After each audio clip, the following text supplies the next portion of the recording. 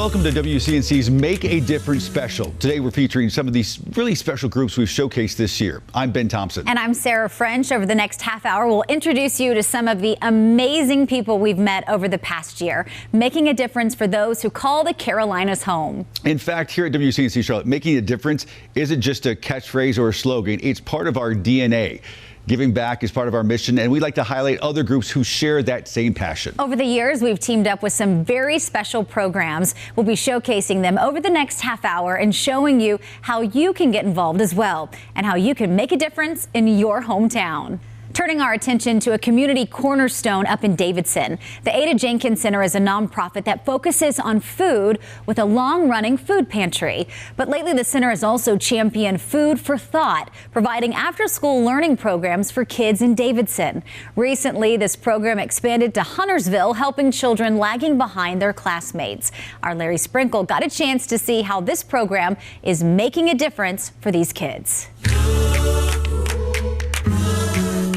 There are over 1,500 students within Huntersville, and just in particular CMS students that are behind in reading and math. The program is called LearnWorks, and it's available now to a whole new batch of students at the Waymer Center in Huntersville. We're trying to make it accessible, our program, our LearnWorks after-school academic enrichment program, accessible to the students that need it.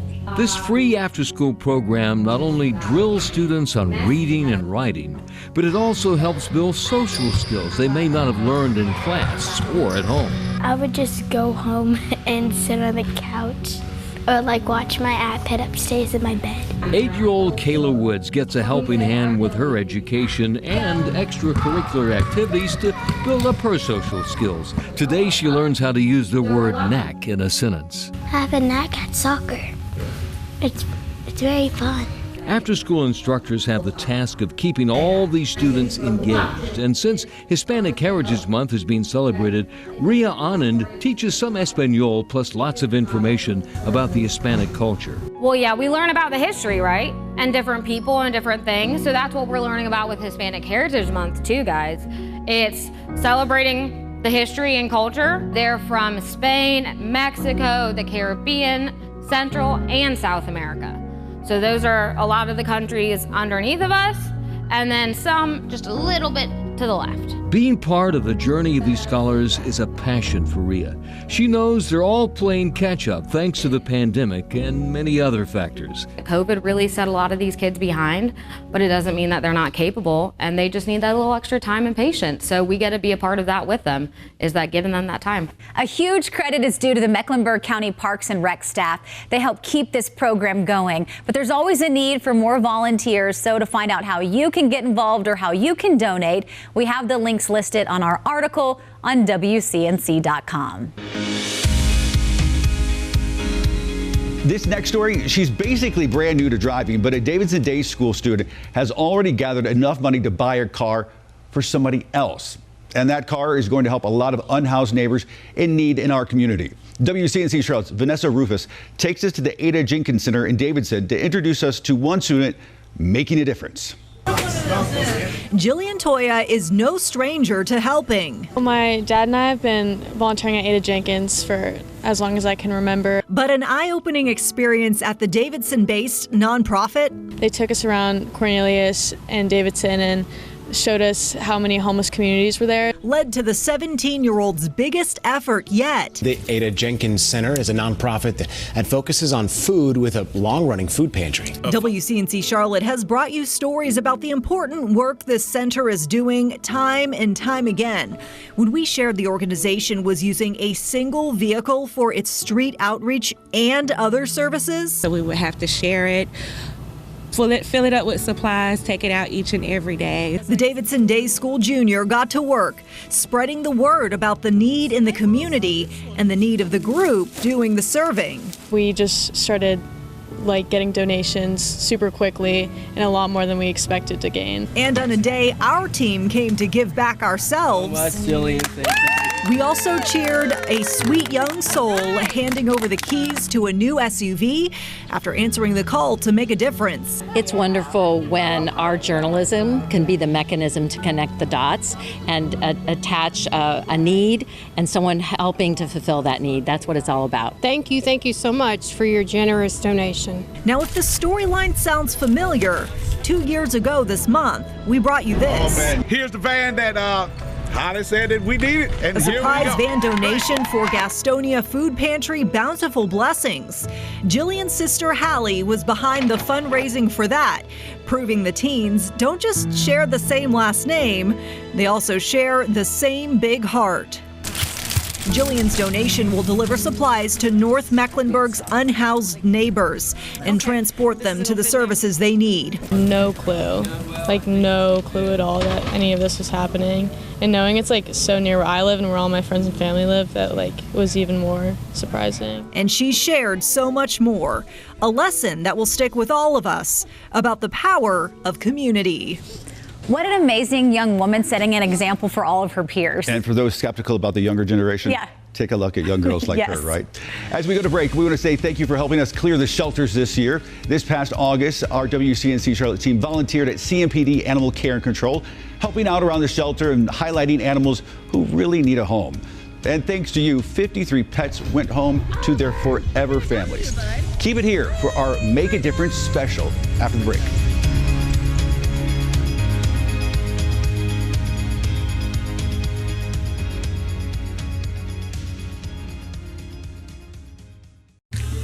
Welcome back to our Making a Difference special, where we're now looking at the maps of Charlotte that reveal inequities in housing, access to fresh food, and access to home ownership. And the group working on solutions to get everyone on the same page. WCNC Charlotte's Kia Murray is breaking down the reading level gaps within our area. It's a shape North Carolinians are familiar with. Crescent and the wedge. We talk about this a lot. Wi-Fi desert, the food desert. Most of the deserts actually sit on this in this exact kind of, format. So it's why Kelly Cates is using this map as a guide of her own. She's the deputy director for Promising Pages. The group works to get more books into homes. So Cates adds the disparities among children are reflected not just on this wall, but in stats. Promising Pages says only 1 in 300 kids has access to an age-appropriate book in low-income neighborhoods. Now pair that with local data that shows 80% of economically disadvantaged kids right here in Charlotte-Mecklenburg schools. Well, they weren't reading at grade level last year. And the nonprofit's work can be seen in real time. So this is a free-to-read book stand, and it's in one of the Charlotte area neighborhoods. Now, the purpose isn't only to provide this free and easy access to reading, but to make sure that kids can have access to books that are suitable for them as well. Around 95% of the children we serve are children of color, and organically the books that we're getting in are not necessarily always representative of the kids that we serve. So kids need to see themselves in the books they read. And as for what the group needs, you'd think it would be books. We're having a really hard time finding a space centrally located. And then, we just need more employees to actually help us do the work and push the books out to the people who need them most. The work that brings us right back to this wall. What colors do you want to see on this map instead of what you're looking at right now? We want to light it up green. And thanks to your generosity and outpouring of support, in October, we helped collect over 31,000 new and gently used books across our area. Last year, we collected a little over 21,000. So this year, we topped that by 10,000. You also helped raise $5,000. These books will help children in our area who might not have regular access to books, so it truly makes a difference. Thank you for your donations. Surviving the journey to America from another country can be treacherous and a total culture change. For many of the families that make it to America, the change also brings challenges that some need help overcoming. An East Charlotte nonprofit is filling in the gap and has been standing there since 2014 to answer the needs of the individuals that need it most. Colin Mayfield has the details. Super scared because I didn't know English. Most of the kids knew English. So for me, it was only Spanish. So it was only me going after her and talking to her about it. Once upon a time, Janie Rada once skipped these halls of our bridge for kids on Charlotte's east side. No quieres eso? Now she's leading these little ones each and every day. I would like to be a class facilitator. Yeah. Yes, and I started as a kindergarten class facilitator. Then I switched to a fifth grader. Okay. And I'm fifth grader class. Rada and 44 others on the Our Bridge for Kids staff transport and help educate 150 of them after school. But it's more than education and teaching English. It's a lifeline for many of the kids who have just come to America. Specifically for families that are coming from all over the world. You know, half of our families speak Spanish, the other half are from Eastern Europe, all over Africa, Southeast Asia, Middle East, and we wanted to ensure that the kids felt welcomed, supported, and that they could be taken care of in the after-school space and during summer. Founded in 2014, Executive Director Sil Gonzo tells me there was a need for support for newly arrived children and families, and Our Bridge for Kids wanted to stand in that gap. All of them received a dinner. We're offered them dinners, and because we have kids from all over the world with different restrictions, we make sure that we have vegetarian and halal options available for them. Just like Rada, the people on the team are a representation of the kids. 85% are either refugees, immigrants, or first-generation Americans, speaking 13 different languages. But Gonzo says there's still more to be done. Work to address the systems so that they're accessible to families and not put the blame on families for not accessing them. So how can we change the system so that everything is available to our families? The vision hasn't changed. Instead, Gonzo says it's expanded and they want to help as many kids for the future as they can. Sometimes I do clubs, dance clubs. Yeah, the kids love dance parties. Yes. Okay. Our Bridge for Kids wants to expand its mission and continue to provide ESL classes, transportation, and food. The organization is looking for support, and if you're interested, you can find this story on our website, WCNC.com. WCNC Charlotte also joined forces with the Charlotte Knights to support the nonprofit Block Love Charlotte. The event happening at the Knights' home opener, March 31st, at Truist Field in Uptown. Together, WCNC Charlotte, along with the Parent Family Foundation, raised $5,000 to help them serve the community. Our Kaylin Hagwood has more on the mission of Block Love Charlotte. Well, Block Love helps people all around the Charlotte area, starting small and growing into a new space. I caught up with Ms. Deb to see how that space is helping them make a difference. Block Love Charlotte is an organization that is all about helping our houseless community. Block Love Charlotte provides daily meals in Uptown and essential items people need if they don't have permanent housing.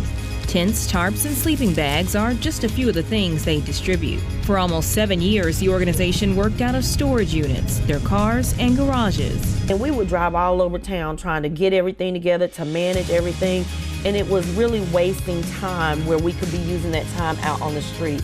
But now they have a new warehouse, which does double duty as the group's headquarters. Here, they can store all the items they collect and distribute in one central place. The list of what they need is long, but there's a consistent need for these items. We need to get jeans to the street, used jeans for men and women or new. I always tell people that shoes are gold. So we love to have gently used shoes. Pop-top food cans go a long way. A lot of people say, well, what is pop-top food cans? Sardines, Vienna sausages. You have soups in pop-top food cans. Something that does not require for them to use a can opener with. And it's not just people who can get help. Organizations can also stop by for assistance. This space is open to not just our houseless neighbors, but if other organizations have a need and they hit us up, they say, Deb, I'm running out of masks or hand sanitizers or socks or even blankets. We have that here in the warehouse. At Block Love Charlotte, they work to extend a helping hand to those who need it, making the community stronger, one meal at a time. As we focus on our community efforts over the past year here at WCNC Charlotte, we know we couldn't have made half the impact we have without your help. For that, we say thank you to all who joined WCNC Charlotte, Loaves and Fishes, and the Scouts to fight hunger in our community. This year's annual Scouting for Food drive brought in more than 210,000 pounds of food. That's roughly 8,000 pounds more than last year. That will help feed tens of thousands of people all across the Charlotte area.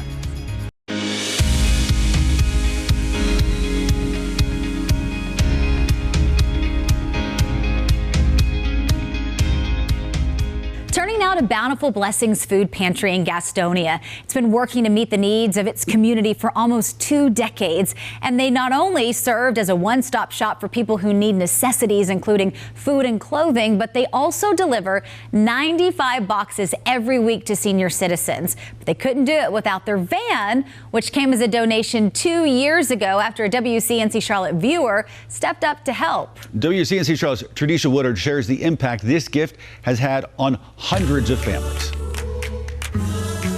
Beatrice Bryce walks out to a special delivery on her porch every Thursday morning.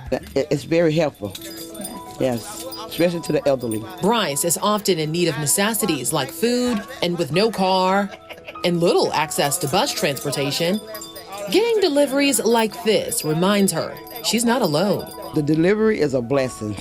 It is a good blessing. I got food that I'm able to use at times that I don't have something. That's all thanks to this miracle on wheels and the person who sits behind it, Ethel Barnett. So this van right here is a miracle transportation. It delivers food to people who otherwise wouldn't have it. We have milk, we have fruit, we have the dairy.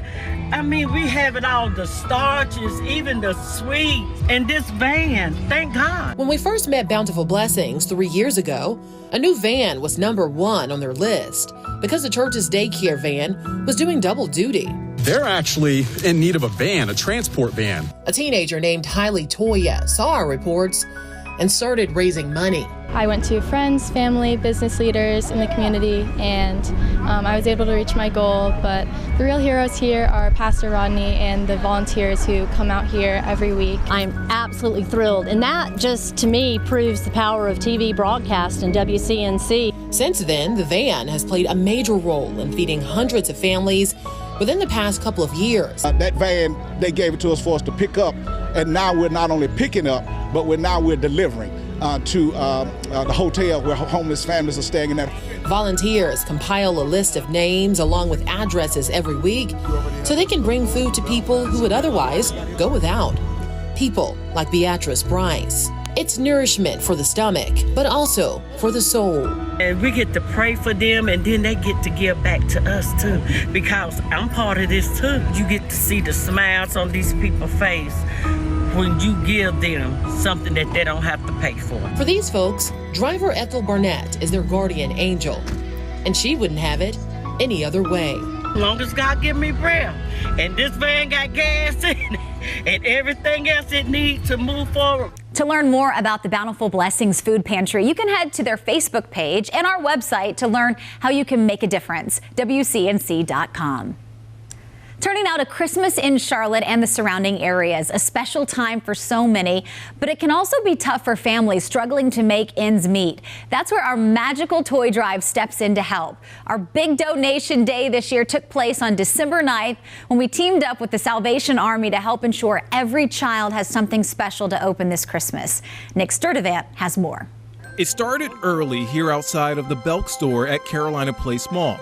Awesome! Oh, this is great! Bags of toys filling up our tables and the Salvation Army truck. 3, 2, 1! Oh, watch out! Our friends at the Charlotte Soccer Academy donating a truck filled with toys. The biggest message is just we want to make sure that we can provide for those that aren't going to get anything for Christmas. For more than 2 decades, WCNC Charlotte has teamed up with the Salvation Army to help make Christmas merrier for kids across the Charlotte area. And for families, coming out to Donation Day has become an annual tradition. We've tried to support this every year, so we think it's a great thing for Christmas. Especially for the Brookhart family. We used to drop the toys off at the station. This is Charlie Brookhart with our Larry Sprinkle after attending a donation day years ago. Now, at 13, he's helping keep the tradition alive. It's just so fun to go out every year and get all the toys for people that don't have them. And thanks to everyone who came out, we were able to collect nearly 3,400 toys on Saturday, a single-day record. Always one of my favorite mornings of the year. And it's so great to see all the viewers out there supporting this cause and making it a family tradition as well.